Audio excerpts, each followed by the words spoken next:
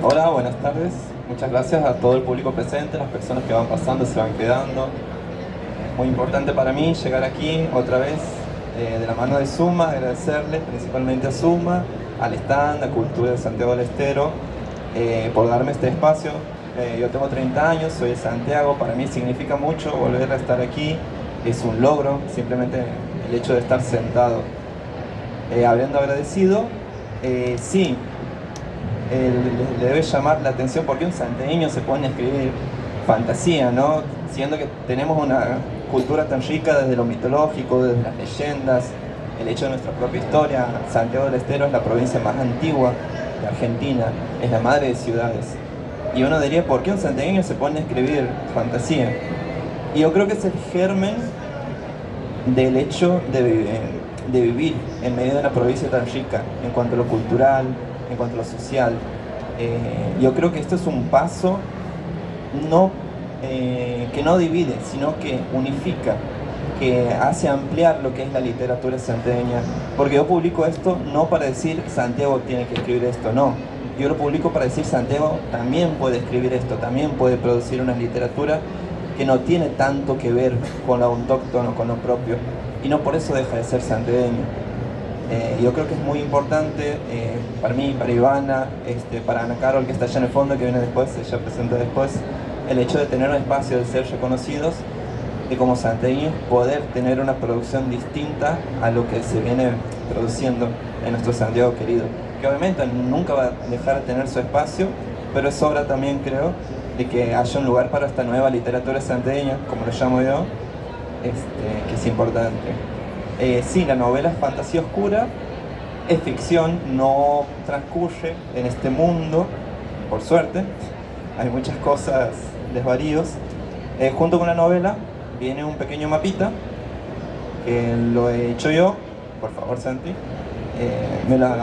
sí, pues lo he dibujado yo, lo he pasado a un diseñador, es para que ustedes a lo largo de la historia se vayan ubicando en los castillos y las ciudades por las que van los personajes, porque en la novela se emprende un viaje hacia el sur. Se parte de una ciudad y se nombran todas las ciudades y los castillos que están aquí. La premisa de la novela es que el joven rey, como decía recién Santi, se llama Álvar. Vienen de un linaje complicado, no pueden tener muchos hijos, es difícil para ellos tener descendencia, por lo cual hay motivos personales. A mitad de la novela, voy a hacer un poquito de spoilers sin ir muy lejos, pero a mitad de la novela desaparece la mitad de la población. No se sabe bien por qué, se cree que es por un mal antiguo, y al mismo tiempo hay un ejército de otra nación que viene desde el sur queriendo invadir. Y ahí es cuando la novela sufre un quiebre desde el arquetipo clásico, digamos, de la fantasía, y pasa a ser un tono más oscuro, donde Álvar se va descubriendo a sí mismo y en el mismo tiempo se va dando cuenta que no es tan fácil gobernar. Si bien su padre ha sido un buen gobernante, él es joven, comete errores, tiene dificultades, no sabe muchas veces cómo reaccionar, qué hacer, y es un personaje que está muy bien construido, desde el personal lo creo así, tiene una evolución, no termina siendo la misma persona que la que empieza la historia, y en medio de ese camino se va fracturando su moralidad, su deseo, el hecho del deber, el hecho del honor. ¿Qué es el honor? Es cumplir con los tópicos de la sociedad, es ayudar al más necesitado. Es muy difícil, digamos, definirlo, y he intentado que sea corto. Dentro de todo es un libro corto. La idea es que haya una segunda y una tercera parte. Esta sería la primera, pero bueno, en la novela también van a encontrar que, si bien es un mapa que parece todo unificado, hay distintas culturas, hay distintas tradiciones. Me he centrado mucho en eso. Los nombres en el mapa están en vasco. A la hora de decir, bueno, voy a hacer fantasía, si lo pongo en español, español no pierde esa esencia de la fantasía. Si lo pongo en inglés o en alemán suena muy ajeno. Y he descubierto el vasco, que está en España, una pequeña provincia, donde hay un idioma autóctono y original que suena muy español. Álvar es diminutivo de Álvaro, Vicen es diminutivo de Vicente, y así lo he ido mezclando un poco al hecho para que no pierda ese sabor o esa sensación de fantasía.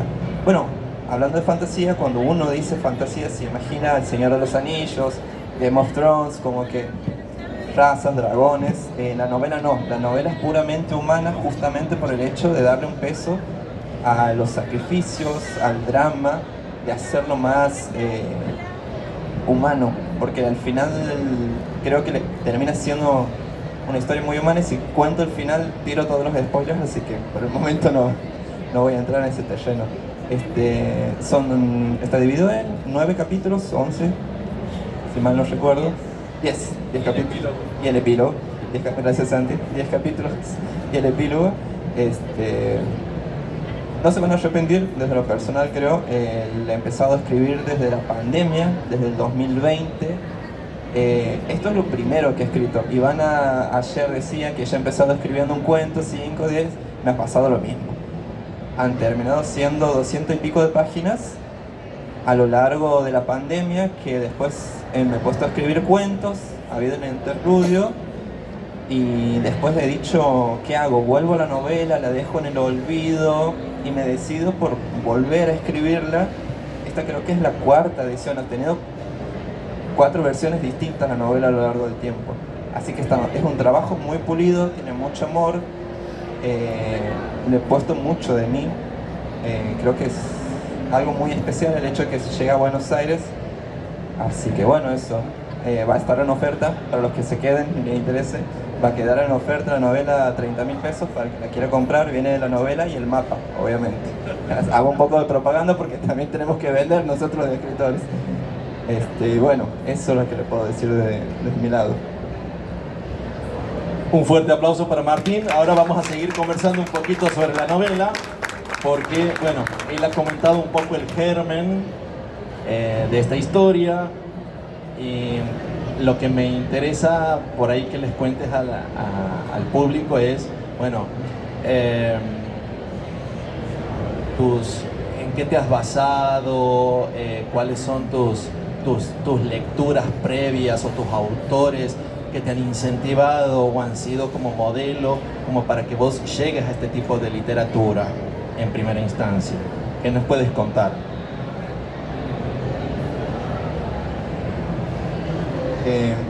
Sí, autores, referencias. Creo que como piedra principal está Tolkien. Después vendría George R.R. Martin, que es el escritor de Juego de Tronos. Y después vendría Lovecraft, que ahí es donde se combina lo fantástico y el horror. El germen, el hecho por el que yo empiezo a escribir la novela es el hecho de que tengo una pesadilla. Un día en pandemia, encerrado, no sabía qué hacer, he tenido un sueño rarísimo, soñado que era un caballero que me iba al desierto con un compañero, que esto que lo otro. Lo he escrito y lo he dejado ahí, como que el sentido que tenía que exteriorizar ese sueño. Y después a la semana he dicho, ¿qué hay? O sea, lo he leído y estaba muy mal escrito, un montón de horror, era un desastre. Era un desastre porque la primera vez que escribí algo, y lo he corregido, lo he cambiado, lo he ido modificando, y terminado siendo lo que es el primer capítulo de la novela. Y lo he dejado ahí, y era un cuento que rondaba, he escrito otros cuentos que han terminado siendo parte de mi primer libro. Y después he dicho, ¿pero cómo sigue? ¿Qué viene después? ¿Hay algo más? ¿Dónde se sitúa? Y bueno, así ha ido naciendo, tomando como referencia hechos históricos. Yo he estado en el profesorado de historia 2 años, así que sí, hay fantasía, hay referencias literarias, también hay mucha historia. El hecho de que se desarrolle en un reino fantástico, donde hay muchos pueblos unidos bajo un reino, es algo que pasa comúnmente, ¿no? Cuando una nación se expande, ocupa territorialmente, pero culturalmente no. Cada zona del reino tiene su tradición, tiene su forma de ser, su forma de pensar, sus nombres, sus apellidos. Está muy marcada la diferencia entre lo vasco, lo español, lo alemán y lo nórdico, que son las culturas que se mezclan aquí. Bueno,